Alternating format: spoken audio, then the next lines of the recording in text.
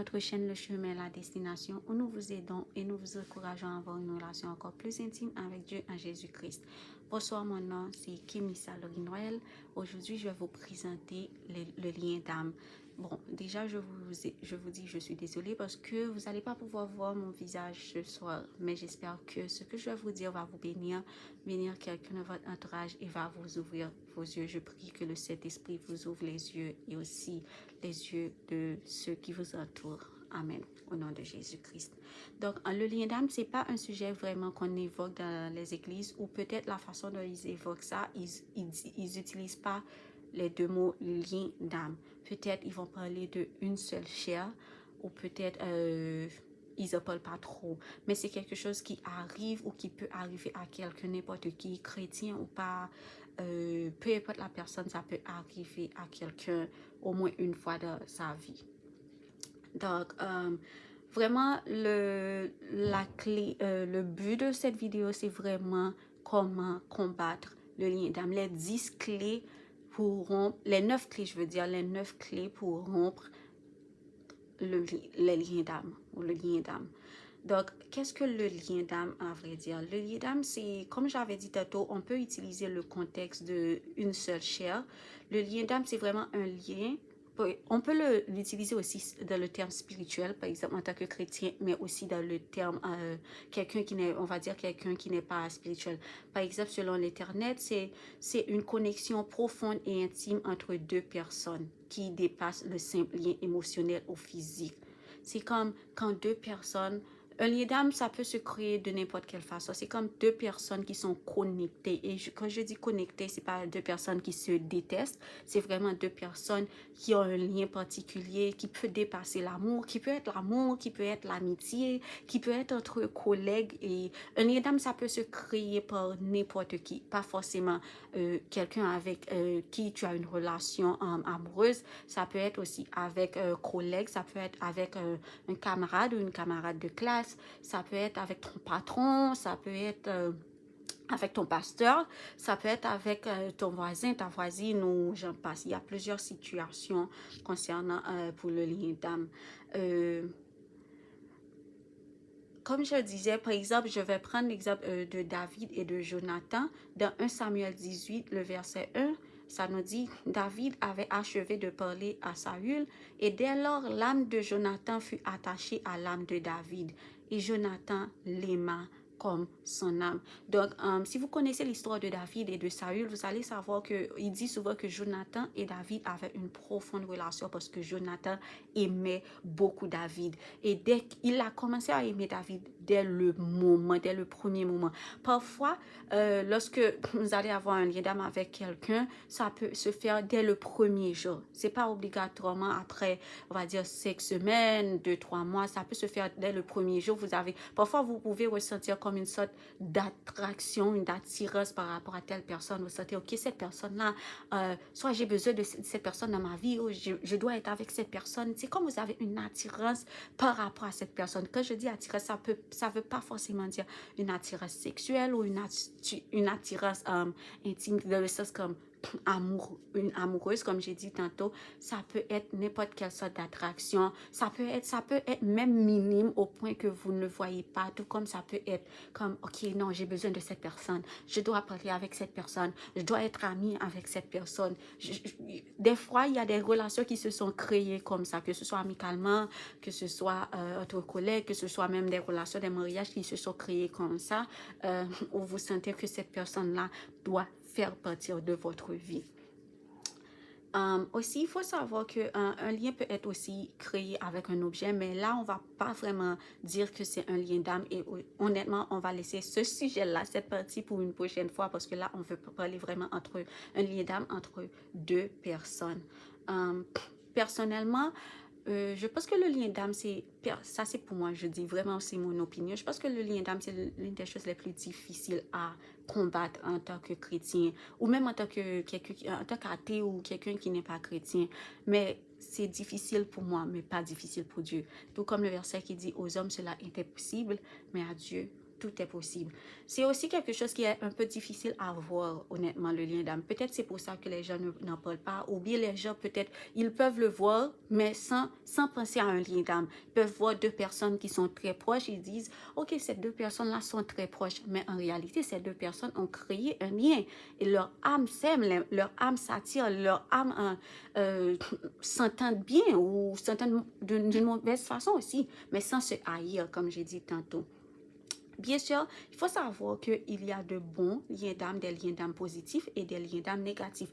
Je vais prendre un exemple de lien d'âme qui soit positif. Par exemple, le cas de Ruth et Naomi. Ruth a épousé le fils de Naomi, mais quand son mari est mort, Ruth s'est attachée rapidement avec Naomi. Ruth a voulu suivre Naomi malgré que Naomi n'était pas sa vraie mère, Naomi était juste sa belle-mère, et Naomi lui avait dit qu'elle pouvait aller refaire sa vie. D'ailleurs, elle était jeune, mais elle s'est attachée à Naomi et elle a suivi Naomi. Elle a dit à Naomi, ton peuple sera mon peuple, ton Dieu sera mon Dieu. Ça, c'est un lien d'âme. Et comme j'ai dit tantôt, un lien d'âme, c'est pas forcément quelque chose qui peut se créer comme dans 5 mois, 6 mois. Parfois, tu peux connaître quelqu'un depuis déjà seulement une semaine, mais le lien que tu as créé avec cette personne-là, c'est comme si vous vous connaissez depuis, on va dire, 20 ans. C'est comme si vous vous connaissez depuis le tout début, depuis que vous êtes chacun dans le vote de votre mère. Donc, comme je dis, il y a un lien d'âme qui peut être positif, et aussi, il y a un lien d'âme qui peut être négatif, comme le cas de Samson et Dalila, où Samson, vous vous souvenez de son histoire, il avait les cheveux, et puis Dalila est venue, il aimait Dalila, il a rencontré Dalila, mais même moment, il voulait Dalila, et puis malheureusement, il a perdu toute sa force parce qu'il s'est entiché de Dalila, et c'était un mauvais lien d'âme. Ça peut aussi arriver qu'il y a un lien d'âme positif, mais qui peut devenir néfaste. Donc, quelqu'un avec qui tu es en couple, ou bien tu es ami, ou peu importe. Puis, oui, ce lien d'âme, c'est bon, cette amitié, ou peu importe la relation que vous avez, c'est bon, mais après un certain moment, la relation peut devenir néfaste. Ça peut tourner à la dépendance. Surtout, il y a des gens qui souffrent de dépendance affective, peut-être par rapport à des blessures de le passé ou leur enfance, etc. Et ça peut tourner, comme j'ai dit, à l'obsession, et encore plus pire, à l'idolâtrie. Donc, ça peut être un bon lien d'âme, mais qui prend une mauvaise route. Pourquoi je parle aussi de ce sujet? Donc, je vais vous raconter un témoignage. C'est pas exactement mon témoignage, mais je peux dire que je fais partie aussi de ce témoignage.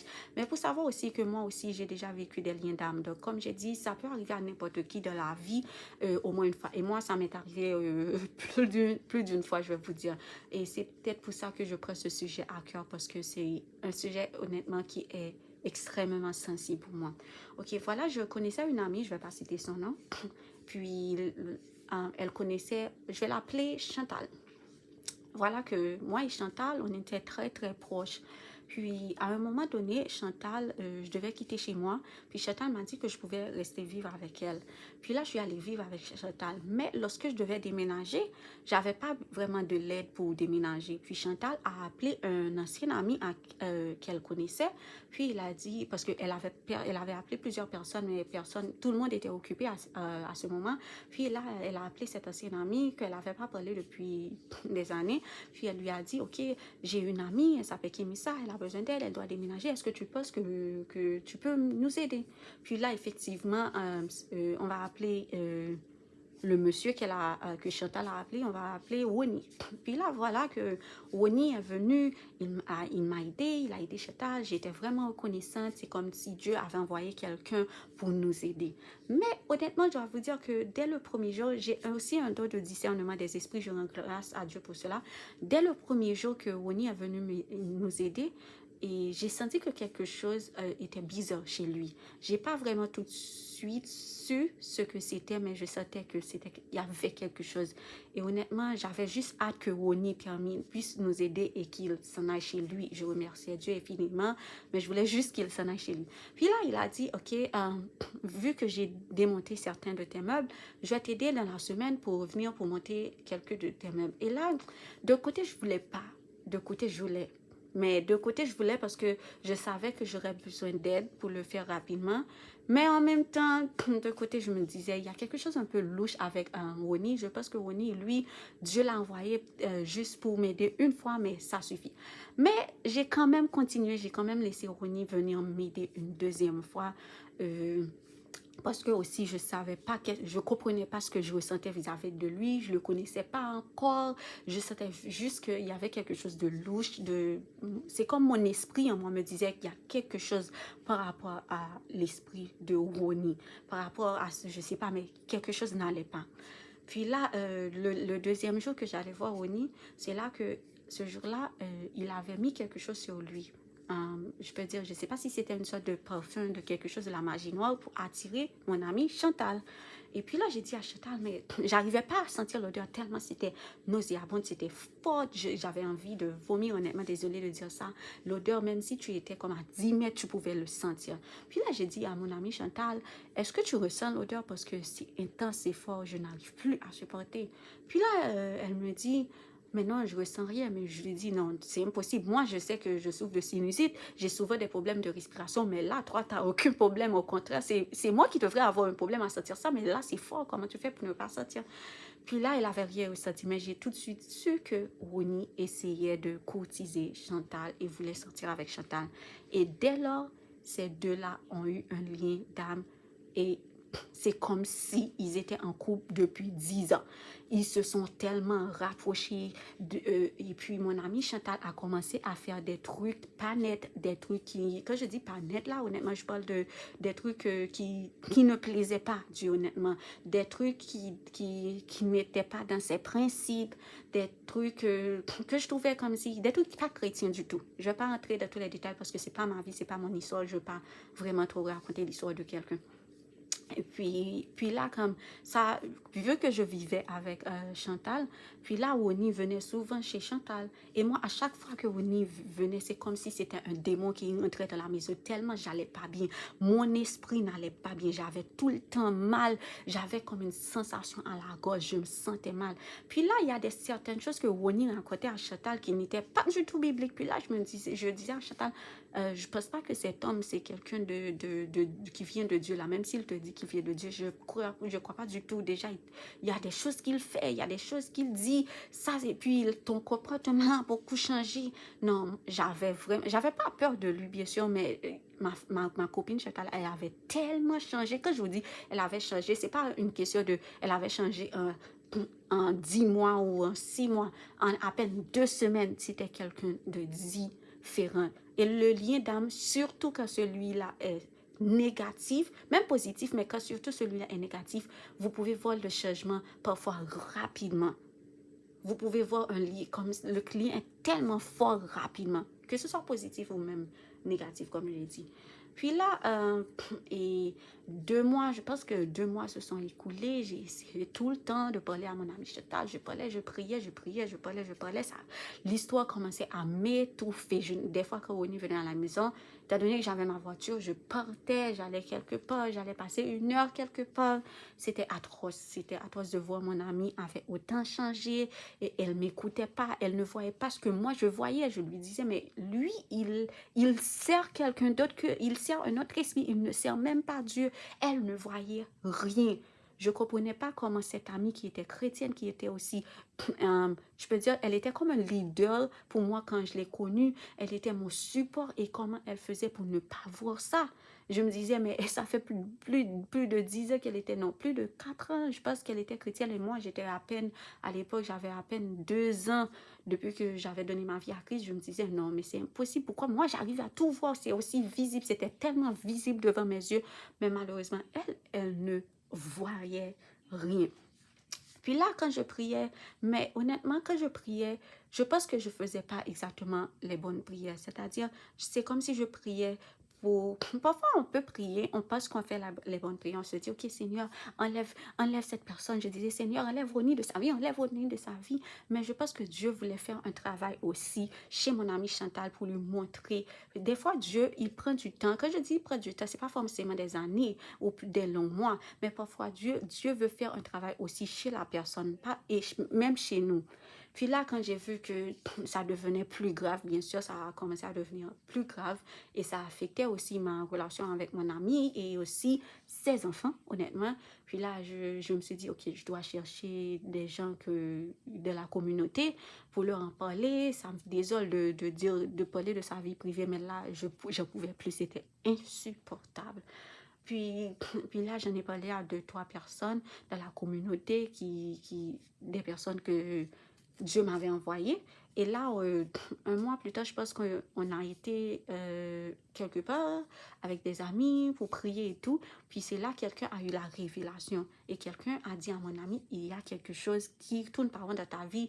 Et elle a eu la révélation dans la même semaine que Ronnie, c'était pas un envoyé de Dieu.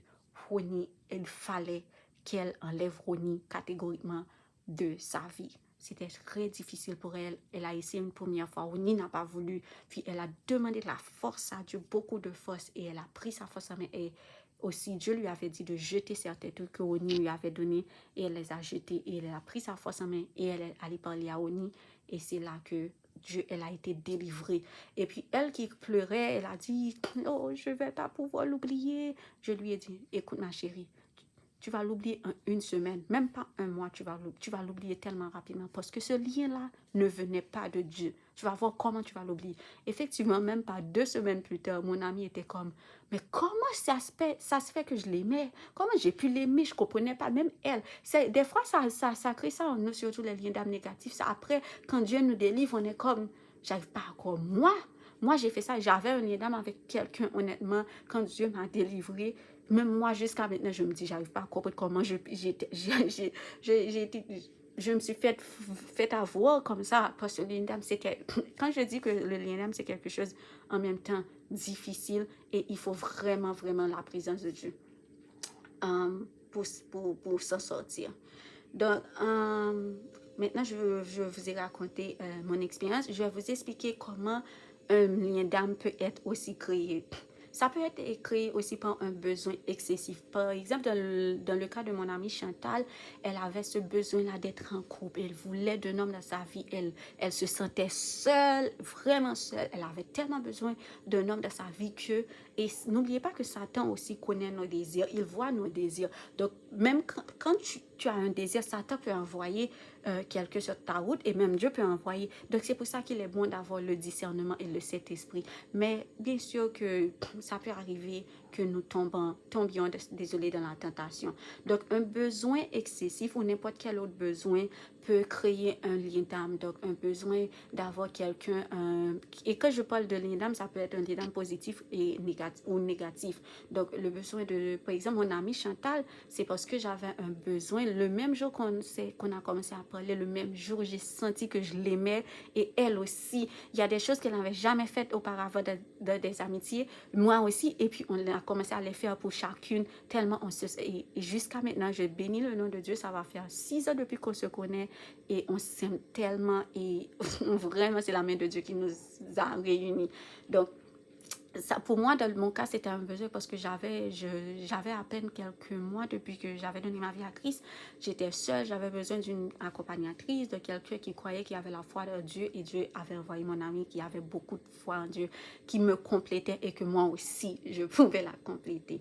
Donc, bien sûr, ça vous savez, le sexe peut causer le lien d'âme. Les personnes avec qui vous avez eu des rapports sexuels, parfois vous voyez que vous ne pouvez pas vous débarrasser de cette personne ou parfois vous avez une addiction sexuelle, même si ce n'est pas seulement avec cette personne, ou il y a certains comportements qui sont créés. Sachez que le lien d'âme c'est pas seulement une attraction que vous avez avec quelqu'un. Il y a des comportements aussi que vous aurez dans le lien d'âme. On va parler de ça en profondeur. Dans le chapitre 1 Corinthiens 6, verset 16, la Bible nous dit, loin de là, ne savez-vous pas que celui qui s'attache à la prostituée est un seul corps avec elle. Car il est dit, les deux deviendront une seule chair. Vous vous souvenez que j'avais dit qu'on peut faire référence au lien d'âme en disant une seule chair.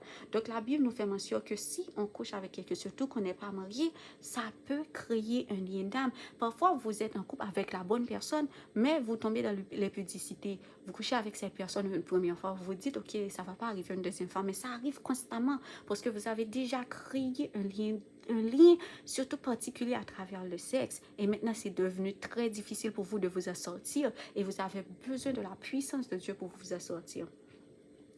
Aussi, un lien d'âme peut naître si quand le diable veut te détourner de ton destin. C'est comme l'histoire de Samson. Il est allé là. Vous savez, Samson, Dieu l'avait créé surtout pour un but, avec la force et tout. Il devait chasser les Philistins. Je pense que c'était les Philistins loin du peuple. Donc, Satan peut-être, il ne savait pas exactement c'est quoi le but de la force de Samson, mais il a envoyé une femme détourner Samson de sa destinée. Et souvent, c'est ce que va faire le diable. Parfois, Dieu veut vous envoyer quelque part, mais Satan envoie une personne ou un blocage. Parfois, certaines choses peuvent ressembler à des bénédictions, mais au contraire, ce ne sont pas des bénédictions. C'est pour ça que je vous dis, vous avez besoin du discernement. Beaucoup de choses ressemblent à des bénédictions, mais ne le sont pas.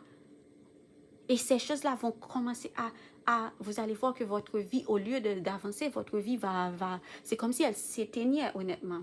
Aussi, la magie noire, je suis noire, je suis de la communauté noire, donc on ne va pas faire comme si on ne savait pas que la magie noire existe. C'est un peu comme le cas de mon ami Chantal et Oni. Il avait utilisé un peu de magie noire pour avoir mon ami. En réalité, il y a plusieurs raisons, plusieurs choses qui peuvent faire naître le lien d'âme négatif ou positif, mais c'est surtout les plus courants, comme je vous dis, un besoin aussi.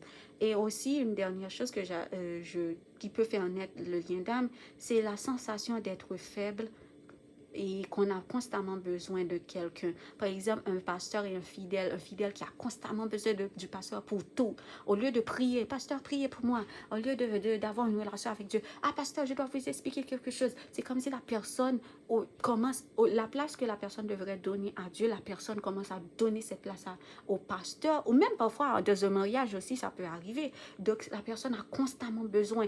La personne se sent faible, ou la personne sent qu'elle a une incapacité, ou le lien que la personne a créé avec ce pasteur, ou même son mari ou sa femme. Donc, la personne pense que, ok, au lieu d'aller vers Dieu, non, je vais auprès du pasteur avant. C'est le pasteur, il sait, le pasteur, ça, c'est quelque chose qu'on voit beaucoup dans les églises chrétiennes. Donc, ça, c'est des points importants comment le lien d'âme peut naître. Manifestation de lien d'âme quand c'est positif. Il est important de savoir comment différencier quand le lien d'âme est positif et quand le lien d'âme est négatif. Quand il est positif, on va voir qu'on grandit positivement. On grandit, on apprend. Et ça peut arriver, on apprend aussi dans un lien d'âme négatif.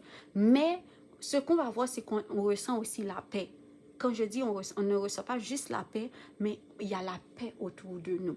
Il y a toujours la paix autour de nous. Et même dans une relation, lorsque vous avez un lien d'âme positif avec quelqu'un, même lorsqu'il y a des disputes, vous allez voir que ces disputes, Dieu les change. Dieu les change en bien. Et ces disputes-là, au lieu de vous détruire, ces disputes vous font grandir. Et c'est là que vous voyez la main de Dieu sur votre relation. Et le plus important aussi, c'est qu'on va voir, c'est que il y a la faveur de Dieu. Souvenez-vous de ce verset de Psaume 127, le Psaume 127, verset 1 qui dit « Si l'Éternel ne bâtit pas la maison, ceux qui la bâtissent travaillent en vain. Si l'Éternel ne garde la ville, celui qui la garde veille en vain. » Lorsque vous avez une relation quelconque avec quelqu'un, que ce soit une relation entre collègues, entre amis, famille, voisins, camarades de classe, il est important que chaque relation que vous avez, que c'est Dieu qui bâtisse cette relation. Au début, quelque temps avant ma conversion, je pensais toujours que Dieu ne se mêlait pas des relations, surtout les relations amicales, qu'on pouvait être amis avec n'importe qui, qu'on pouvait s'entendre avec n'importe qui, on pouvait tout dire avec n'importe qui, on pouvait choisir comme on veut n'importe qui dans notre vie. Mais il est important parce que Dieu a une destinée pour vous et Dieu a les personnes qui vont avec votre destinée, que ce soit cette personne-là va durer 1 mois dans ta vie, 1 an ou 10 ans ou même pour toujours. Dieu a les personnes de votre destinée et c'est pour cela qu'il est important de connaître quel est le rôle de cette personne dans ma vie. Peut-être vous n'allez pas tout connaître au début, peut-être que vous n'allez pas comme savoir combien de temps cette personne va durer dans votre vie, mais l'essentiel, c'est d'avoir la faveur de Dieu sur votre relation. C'est de sentir. Et parfois aussi, Dieu, dans certaines relations, dès le début, Dieu peut aussi, par exemple, lorsque un lien d'âme négatif va être créé, Dieu envoie toujours il dit toujours que quelque chose va mal. Mais parfois, nous, les humains, on n'écoute pas. Dès le début, Dieu peut dire, OK, tu vois cette relation, peut-être vous avez eu un mauvais rêve. Et vous vous êtes dit, ah, c'est juste un mauvais rêve. Peut-être quelqu'un est venu vous dire, ah, quelque chose cloche. Ou quelqu'un vous a dit, non, je ne pense pas que je ne sens pas cette relation. Mais ça ne veut pas dire que forcément, si c'est quelqu'un d'autre qui vous le dit, forcément, vous êtes obligé de tout arrêter parce que des fois, on a besoin de plus de confirmation. Mais c'est déjà montrer à Dieu qu'on essaie de l'écouter, être prudent, se dire, OK, si c'est peut-être Dieu qui m'a envoyé ce message, je vais en parler avec Dieu, je vais demander à Dieu, est-ce que tu penses que la relation, cette personne-là qui commence dans ma vie, est-ce que tu penses que je devrais avoir une relation avec cette personne, que ce soit amicale, que ce soit famille, amoureuse, etc. Donc, il est important vraiment d'avoir la faveur de Dieu.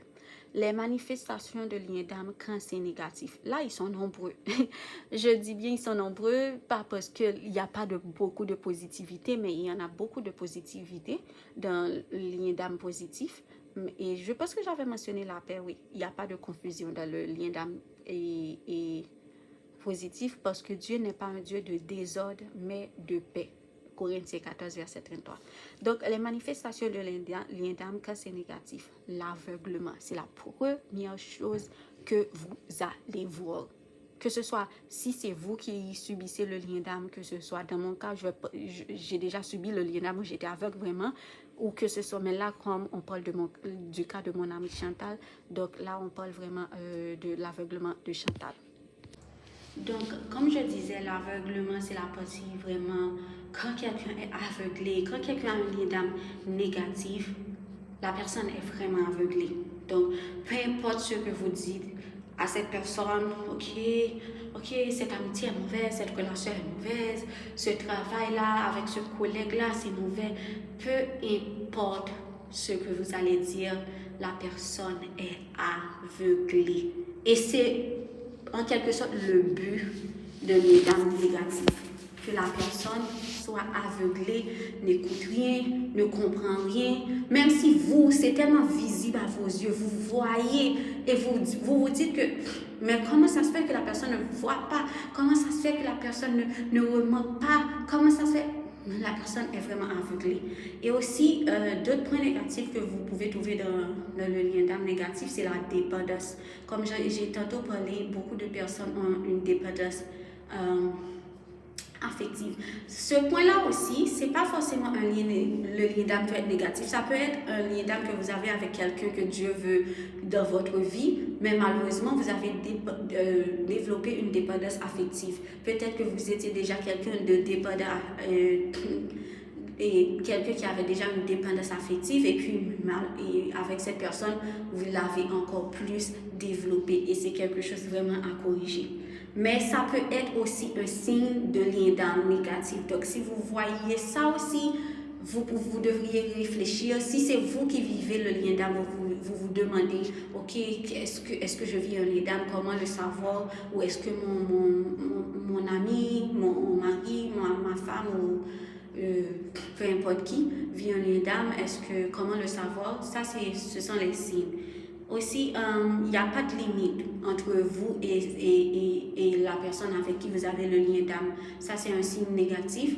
Ou, quand je dis vous, ça peut être comme dans mon cas, je parle d'une personne, donc ça peut être la personne pour qui vous priez aussi, qui a le lien d'âme.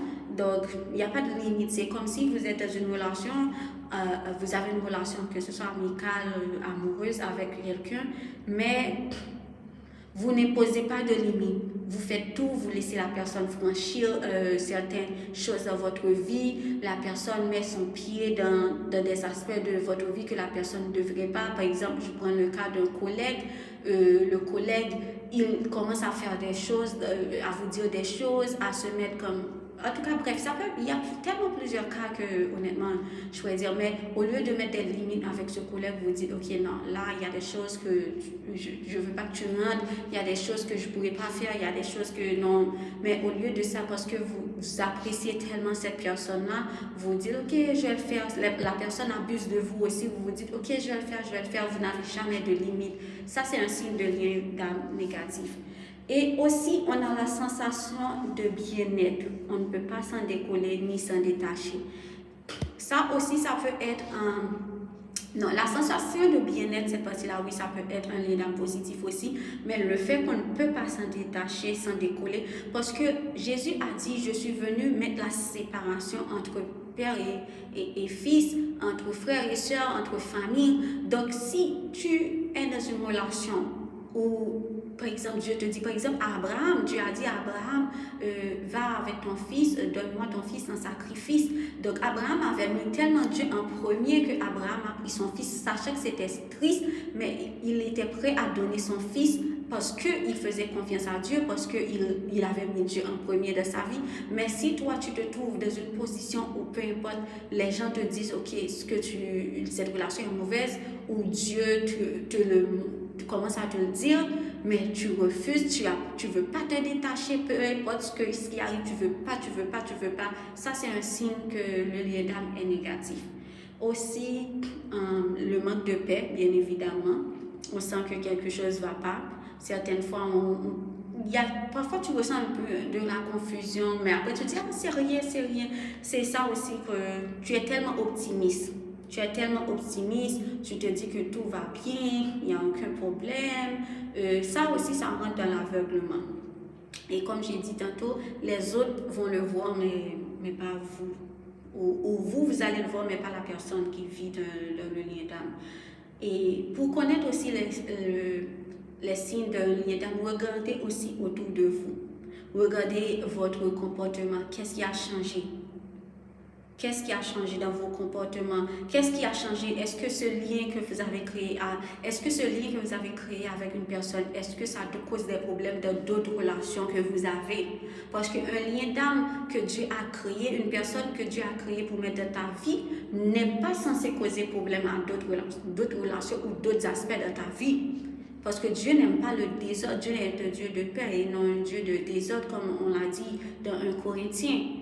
Donc regarde, est-ce que ce collègue-là avec qui tu parles et qui cause des problèmes, par exemple, dans ta famille, dans ton mariage, est-ce que cette nouvelle amie-là que tu as qui crée des problèmes dans ton mariage, est-ce que cette nouvelle amie, même si cette personne t'avait aidé une fois, est-ce que cette personne-là, est-ce que ce lien-là que tu as avec cette personne, c'est négatif ou c'est positif? Regarde autour de toi, la réponse peut se trouver autour de toi, si tu veux vraiment le voir. Aussi, certains comportements comme la colère et la défense. Souvent, quand on a un lien d'âme négatif, quand les gens essaient de nous faire voir la vérité, on se met en colère ou on est à la défensive, on se dit non, tu as tort. Ok, parfois on essaie de trouver des excuses ou de défendre la personne avec qui on a un lien d'âme. En tout cas, si vous voyez que vous vous mettez en colère, vous êtes à la défensive, vous trouvez des excuses, vous commencez à mentir, tout ça, c'est des signes que, ok, vous êtes sur la mauvaise pente. Parce qu'une relation qui est bâtie par Dieu ne devrait pas causer des problèmes, il ne devrait pas avoir des mensonges pour garder. Si tu commences à mentir, à te trouver des excuses pour garder cette relation-là, c'est que cette relation-là, Dieu ne la veut pas pour toi.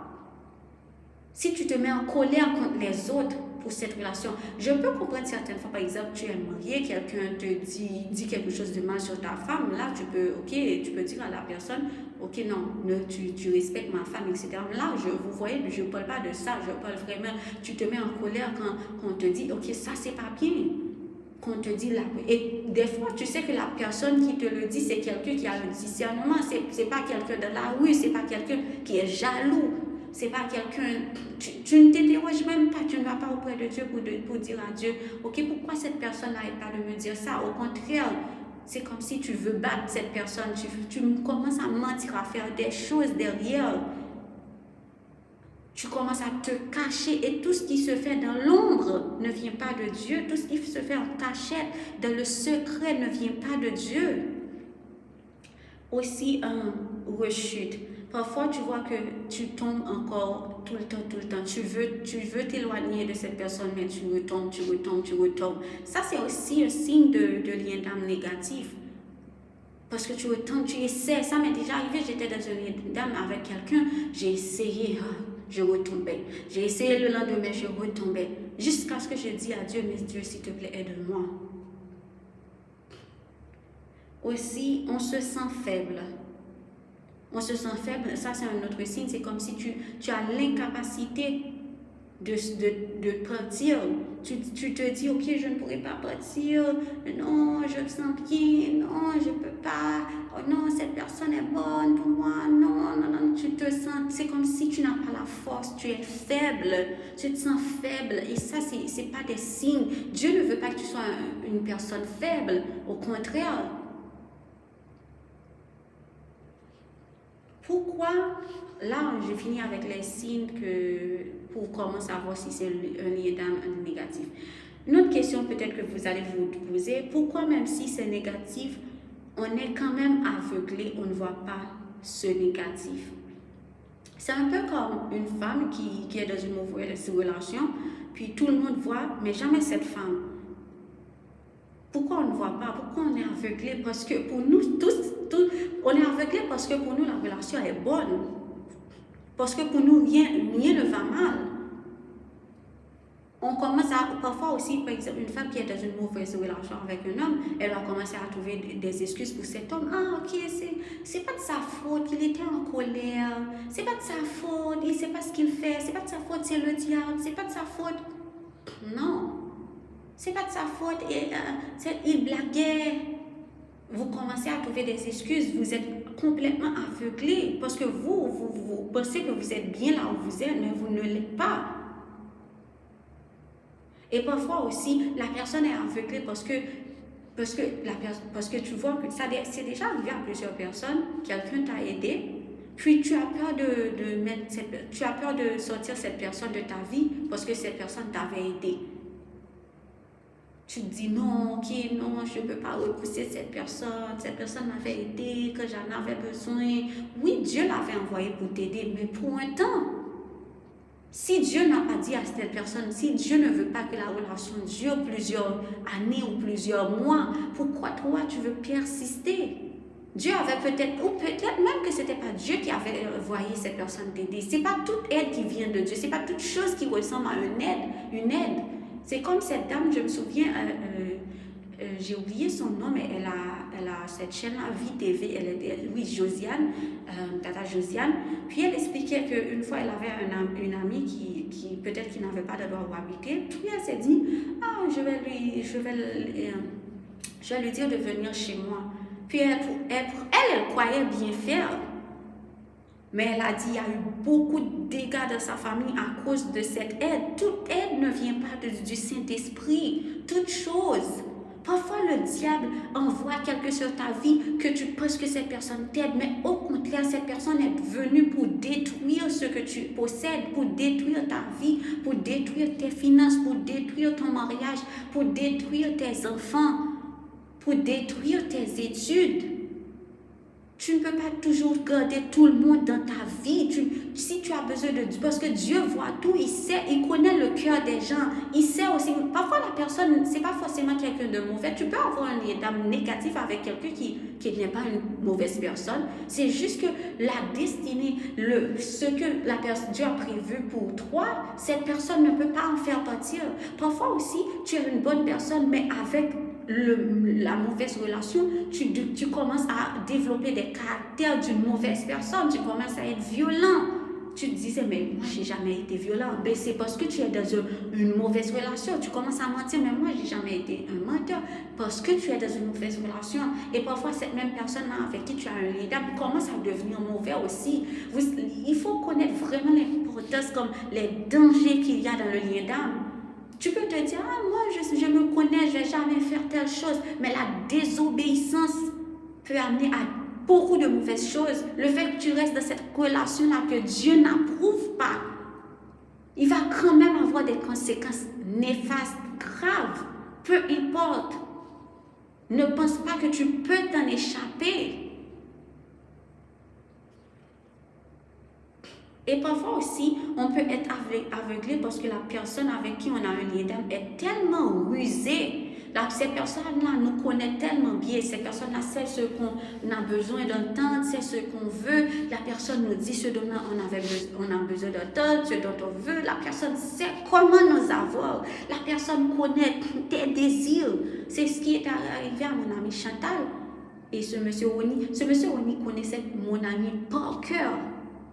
Et il savait exactement ce dont mon ami avait besoin d'entendre. Il lui disait tout pour l'avoir, jusqu'à ce que les yeux de mon ami s'ouvrent. Si vous voyez cet ami-là, lorsqu'on parle de Roni, maintenant on dit, ah, ce démon-là, on blague. Mais à l'époque, c'était effrayant. À l'époque, c'était vraiment douloureux. Donc là, on va passer vraiment à la fin, à la partie importante. Comment s'en défaire si on a un lien d'âme négatif ou si on connaît quelqu'un qui a un lien d'âme négatif, comment aider cette personne? Donc, comme j'avais dit, il y a 9 clés. La première des clés, c'est la connaissance. La connaissance de ce que c'est un lien d'âme. C'est pour ça que j'ai commencé à vous expliquer ce que c'est un lien d'âme, les liens d'âme négatifs, positifs, comment ça peut se créer, tout. Il est important de connaître ce que c'est pour connaître les dangers. C'est comme quelqu'un qui va en guerre, mais qui ne connaît même pas contre qui il va en guerre aussi. Dans Osée 4, verset 6, Dieu dit, mon peuple est détruit parce qu'il lui manque la connaissance. Parce que tu as rejeté la connaissance, je te rejetterai de mon sacerdoce. Il faut connaître, il faut savoir ce qui... C'est comme un enfant qui joue avec un couteau. Ben, tu lui dis, on ne joue pas avec ça. Il va recommencer parce que pour lui, il ne sait pas que le couteau, c'est dangereux. Mais quand tu lui dis un couteau, voilà ce que ça peut te faire, voilà les conséquences, voilà, l'enfant aura peur, il va se dire, ok, non, moi je ne veux pas toucher ça parce que moi je ne veux pas que ça m'arrive. Donc c'est important déjà de connaître que tu vis un lien d'âme, de chercher ou bien de connaître ce que c'est. Et quand tu connais ce que c'est, quand tu sais comment ça peut se créer, quand tu commences à avoir quand tu commences à établir les liens négatifs, les signes négatifs, ça va t'aider. La deuxième chose, la deuxième clé pour sortir d'un lien d'âme, c'est la grâce de Dieu.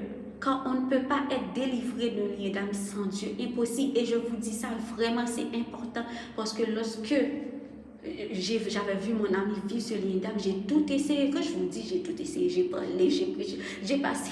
À chaque fois qu'elle était à la maison, des fois, je passais des évangiles, des prêches qui parlaient un peu de lien d'âme. J'essayais de tout faire, j'ai tout fait. J'ai parlé un peu de ça. J'ai extrêmement tout fait, mais rien n'avance. Au contraire, ça devenait de pire en pire.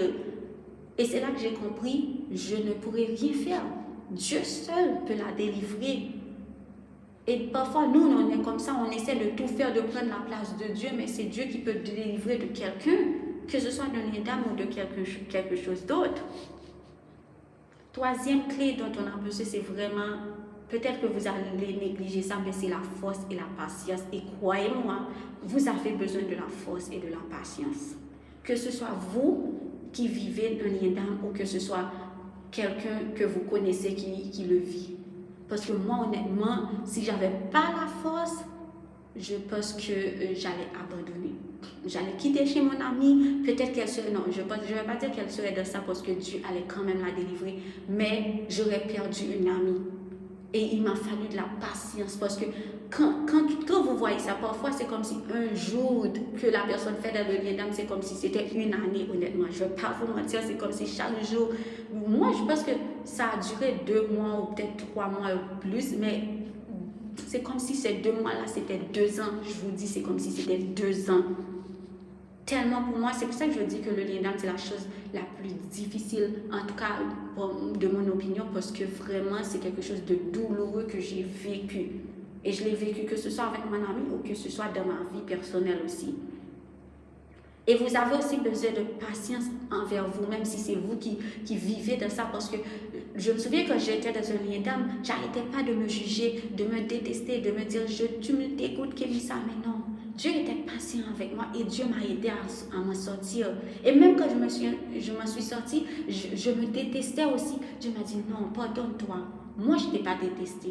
Donc, tu as besoin de la patience, de la force.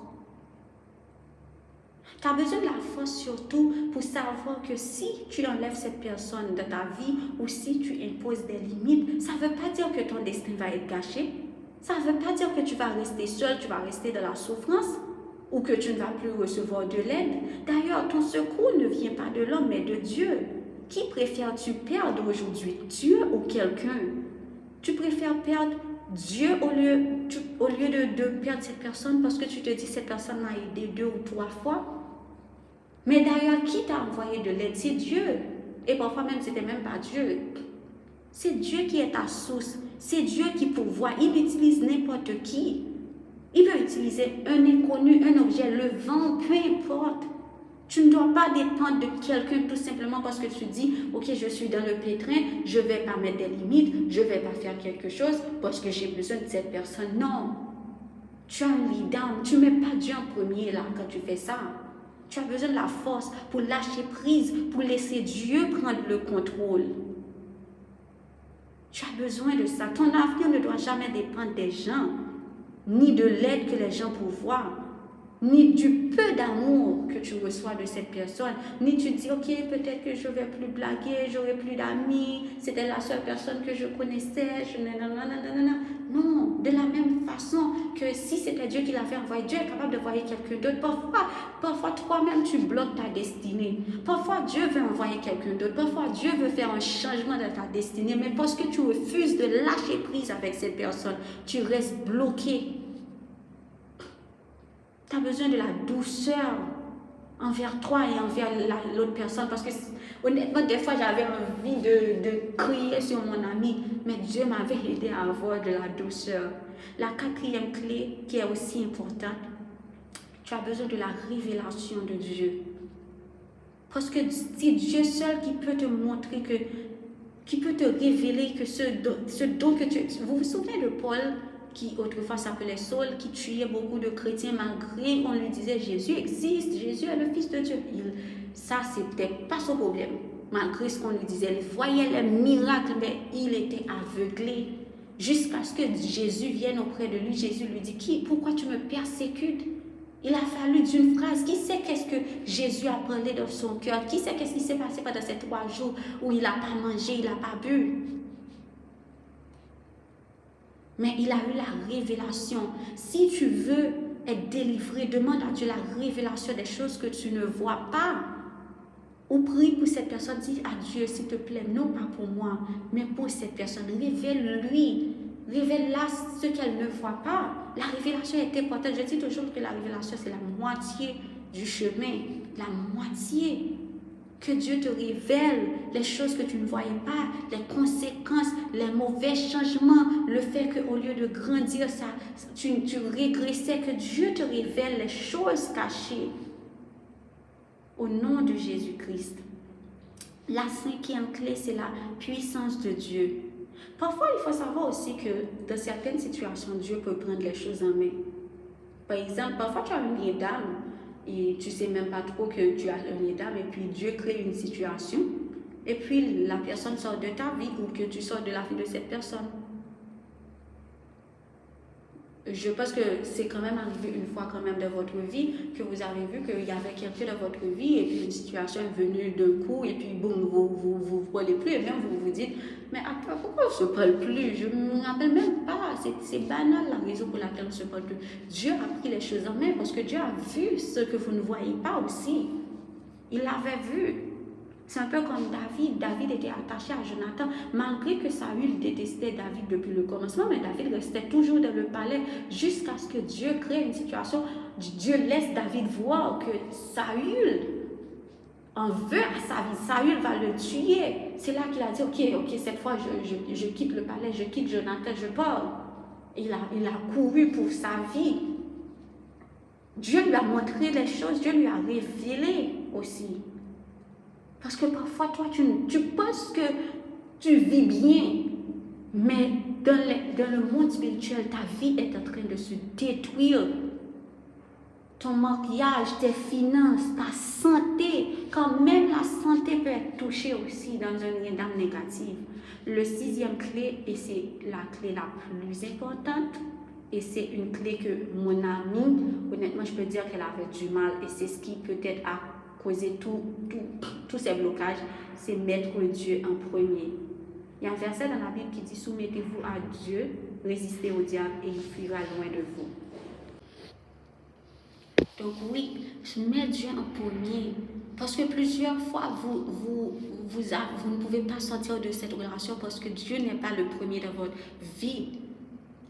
Parce que vous avez peur. Quelqu'un qui a peur de perdre quelqu'un, c'est parce que tu ne fais pas confiance à Dieu. Quelqu'un qui laisse une relation dominer son mariage, c'est parce que tu ne mets pas Dieu en premier dans ta vie. Parce que tu n'écoutes pas la parole de Dieu. Mon amie, elle avait peur de rester seule. Elle avait peur de ne pas se marier un jour. Elle avait peur de ne pas rencontrer l'homme de sa vie. Elle n'avait pas confiance à Dieu. Malgré, elle a commencé à voir que, ok, quelque chose ne va pas. Quelque chose ne va pas, mais elle se disait, non Seigneur, je veux rester parce que c'est bon pour moi, Seigneur, c'est bon pour moi, c'est bon pour moi. Non.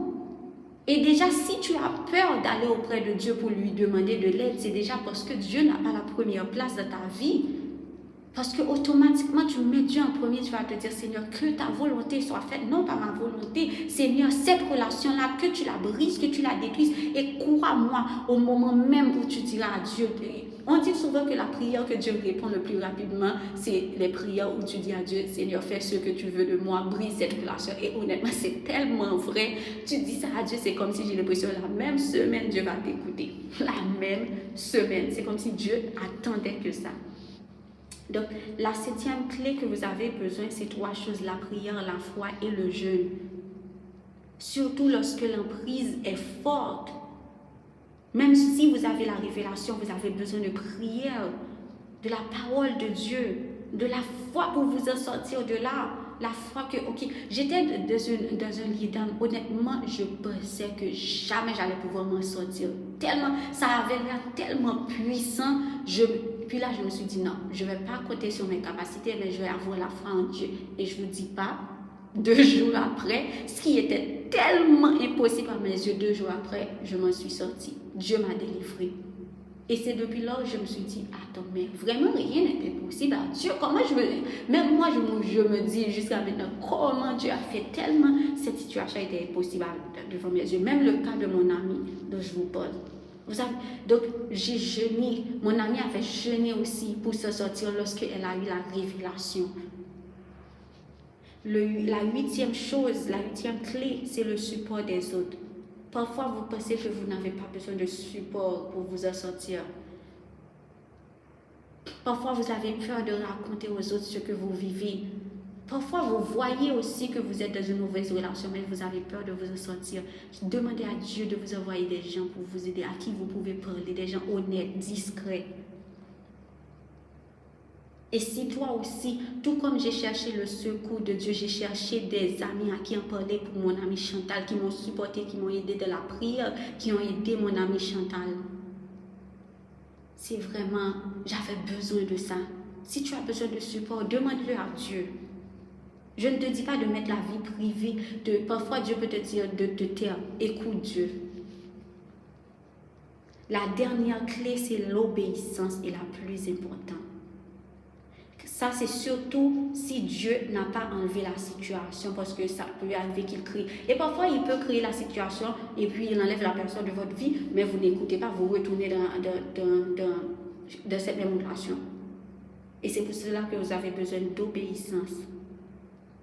Parce que ça peut arriver aussi, Dieu vous demande de faire un acte d'obéissance. Par exemple, bloquer cette personne dans vos contacts. Jeter les objets que cette personne, en 2 fois, le premier dame que je vous parle qui m'est arrivé, cette personne m'avait donné 2 cadeaux. Puis Dieu m'a dit, jette-les. J'ai dit à Dieu, mais c'est rien là, ces cadeaux. Pourquoi je dois les jeter? Dieu m'a dit, jette-les. Je les ai jetés 2 jours plus tard. Mon lien d'âme n'existait plus. Il y a aussi un lien d'âme que j'avais avec quelqu'un pendant 8 ans. 8 ans! Même quand mes yeux ont commencé à s'ouvrir, puis là, il y avait toujours comme une sorte d'attachement qui me reliait avec cette personne. Puis j'ai dit, Seigneur, mais pourquoi j'ai toujours ce petit attachement-là? Puis Dieu m'a dit, cherche tout ce qu'il t'a donné et jette. Il y avait des choses que honnêtement je trouvais banales, je ne voulais pas les jeter. Je me disais, c'est juste une décoration, quoi, ça peut te causer un problème. Dieu m'a dit, jette. Et j'ai jeté, je me souviens là. J'ai senti une force sortir de moi. J'ai senti comme quelque chose comme un camion qui pesait sur moi, d'eau sortir de moi. C'est quelque chose que j'ai jamais pu comprendre. Je l'ai senti quand j'ai tout jeté. Donc il faut obéir. Si Dieu te dit de mettre des limites entre toi et cette personne, tu dois pouvoir mettre des limites. Pourquoi tu refuses? Est-ce que tu penses que Dieu ne sait pas ce qu'il fait? Est-ce que tu ne crois pas que Dieu a ton avenir en main? Est-ce que tu penses que si tu le fais, tu n'auras peut-être pas plus de solution, que tu vas être foutu? Non! N'oublie pas à qui tu fais confiance. C'est Dieu, c'est Jésus ton sauveur. Ce n'est pas quelqu'un.